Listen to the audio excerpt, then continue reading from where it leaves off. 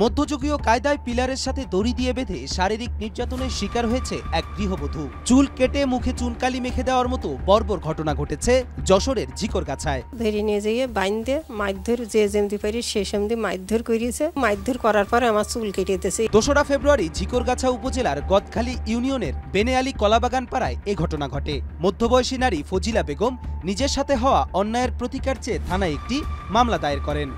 Colour expert, George sap এবং mild on hands technology সমৃদ্ধ Orix crystal wash আপনার নন। অন্যদিকে যাদের বিরুদ্ধে মামলা করা হয়েছে তারা দাবি করছেন তিনি মিথ্যা কথা বলা ও অসৎ উদ্দেশ্যে সেখানে যাওয়ায় তাকে সর্বসাধারণের বিচারে এ শাস্তি দেওয়া হয়েছে। মেয়ে যখনই বলেছে যে ওর হলো মিছে কথা বলছে ওর ধরেন, সেখন হলো ওরা ধরে বাইন্দেছে। বাইন্দে নাম টাম জিজ্ঞেস করার পরে মিছে কথা বলছে, সেখন না বলে বাইন্দেছে। বানলি ও তাও সত্যি কথা বলছে না, না বলে ওরা হলো ওই গ্রামে এক জায়গায় যখন সব লোক জড়ো হয়ে গেছে, সেখন মিছে কথা বললি তারপরে তো রাগ হবেই। তার মাইলো মারধর উড়াই করেছে, উড়াই চুল টুল কেটেছে। ভুক্তভোগী ফজিলা বেগম 6 জনের নাম উল্লেখ করে এবং অজ্ঞাতনামা আরো 5-6 জনের নামে মামলা দায়ের করেন।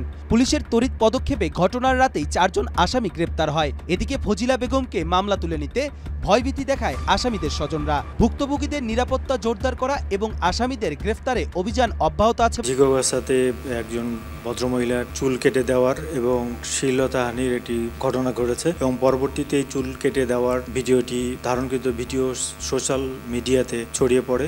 জেলা পুলিশের নজরে বিষয়টি আসে। যিনি ভিকটিম তিনি এটি অভিযোগ দায়ের করেন। সে অভিযোগের প্রেক্ষিতে এজাহার নামীয় 6 জন আসামির মধ্যে 4 জনকে গ্রেফতার করতে সক্ষম হয় এবং বাকি যে 2 জন আছে তাদেরকেও গ্রেফতারের জন্য আমাদের চেষ্টা অব্যাহত আছে।